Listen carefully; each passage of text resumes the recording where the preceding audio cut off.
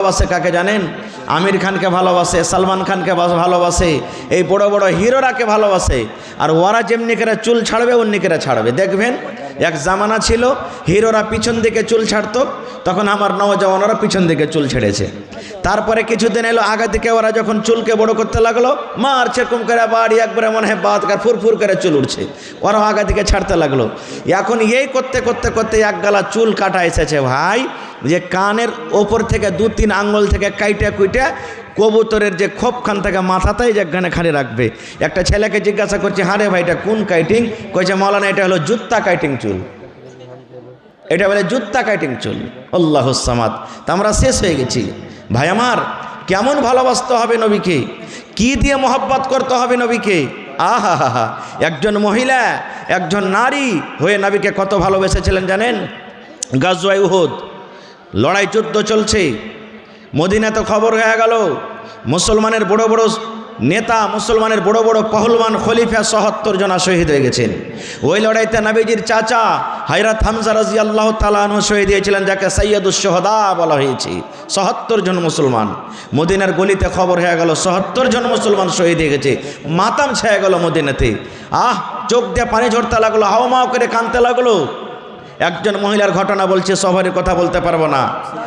লাশের পাঞ্জর দিয়ে হাঁটছে, সব যারা শহীদ হয়েছেন তাদের পাঞ্জর দিয়ে হাঁটছে। ও চিনে না জানে না যে এটা আমার লাশ কি, ওইটা কার লাশ কি, ওইটা বাপের কি, মায়ের বোনের, কিংবা ওইটা নানার কি, দাদর কি, ভাতিজার কি, বেটার চিনে না খো, হাঁটছে। আর মুনাফিকেরা মদিনাতে খবর উড়িয়ে দিয়েছে যে মোহাম্মদ তোমাদের নবী আছে, নবীকেও শেষ করে দেওয়া হয়েছে, নাউজুবিল্লাহি মিন জালিক। তো মুসলমানেরা আরও কাঁদতে শুরু করেছে, আরে আমাদের নবী শেষ হয়ে গেছে, আমাদের নবীকে মেরে দেওয়া হয়েছে। মহিলারা পর্যন্ত কাঁদতে শুরু করে দিয়েছে। আহা হা। এইবারে একজন মহিলা, তার নাম মনে হয় দিনারিয়া নাকি, আমি বলছি, সেই মহিলা হাঁটছে লাশের পাঞ্জর দিয়ে। হাঁটতে হাঁটতে শেষ ভাগ যখন পৌঁছে গেছে, কয়েকটা লাশ আছে, তখন বলছে এর চেহারাখানটা একটু খোলো তো, এটাকে। এবার মহিলা দেখছে তো ওইটা হলো ওর বাপ, ওই মহিলাটার বাপ শহীদ হয়ে গেছে। আবার বলছেন এটাকে দেখি, দেখছে তো ওইটা ওর বেটা, উনিও শহীদ হয়ে গেছেন। 3 নম্বরে বলছে এটাকে দেখি, বলছে ওইটা ওর ভাই, উনিও শহীদ হয়ে গেছেন। কয়টা হলো? কয়টা হলো যে ভাই, বাপ, ভাই আর বেটা, 3টে হয়ে গেল। 4 নম্বরে বলছে এটা কি দেখি কার মুখ, বলছে ওটা ওর স্বামী শৌহর। কয়টা হলো? 4 জন হয়ে গেল।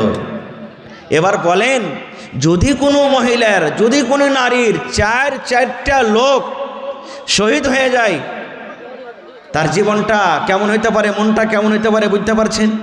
আজকে যদি কোনো মহিলার স্বামী মারা যায়, বাপ মারা যায়, ভাই মারা যায়, একজনা মারা যায়, ওর জ্বালা সহ্য করতে পারে না। 4 জন শহীদ হয়ে গেল। কে? ভাই, বাপ, বেটা, স্বামী, 4 জন শহীদ। এবার শেষের বেলাতে কি বলছেন জানেন? রে মদিনার মানুষেরা, আমি শুনেছি আমার নবীকে নাকি শহীদ করে দেওয়া হয়েছে, এটা সত্য না মিথ্যা? আমার নবীকে নাকি শহীদ করা দেওয়া হয়েছে। এবার সাহাবায়ে কেরামের দল বললেন, এরে আল্লাহর বান্দি, নবীকে শহীদ করা হয়নি রে, আমাদের নবী বাহায়াত সহিহ সালামতে আছেন। এবার মহিলা বলছেন, না, যতক্ষণ পর্যন্ত আমি নিজের 2 চোখে আমি নবীকে না দেখব, অতক্ষণ পর্যন্ত আমার মনে শান্তি আসবে না। চলো চলো নবীর কাছে তোমরা আমাকে নিয়ে চলো। এবার নবীজির কাছে নিয়ে গেলেন। এবার নবীকে